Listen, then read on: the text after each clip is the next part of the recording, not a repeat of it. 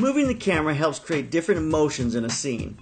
We see it all the time in films that we watch. An action scene where the camera moves around the subject smoothly is much different than Born Identity, where the camera was shaky and unstable.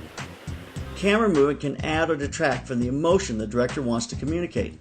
Camera movement should emphasize emotion that we want to see in the scene. When the camera moves, it needs to move in relationship to someone or something and create the emotion that supports the story. Let's look at some different camera moves and the emotion that they create.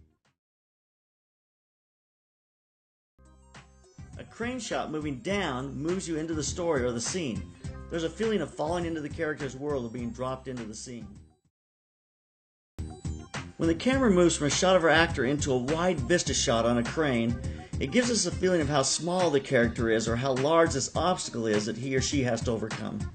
When the camera moves from a very high shot to a very low shot, this makes the character look strong and opposing and creates a lot of fear.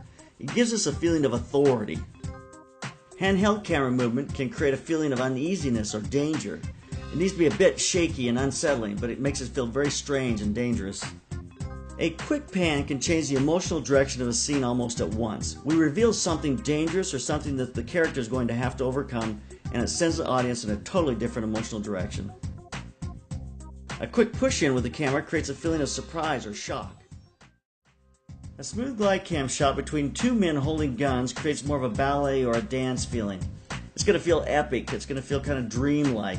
It creates an emotion that's much different than if you go after something with more of an edgy kind of handheld camera. So here's that same scene with a handheld camera. This does feel edgy, it feels stressful, it has a much different sense than when we have that kind of smooth glide cam. This is more like Born Identity, where they're pushing the emotion right into your face. This glide cam, as it comes in and sweeps around the actor in a full 360, it gives you a very interesting kind of calm before the storm feeling, like there's a survey of the situation. Something's coming, something's about to happen. Unfortunately, our equipment was in the way, so you didn't get a clean 360, but that's the sense of that emotion. This is a really cool move, I think. A zolly is just interesting looking. It's a zoom with a dolly shot at the same time, so it's called a zolly. The background gets larger or smaller, but the person remains about the same size.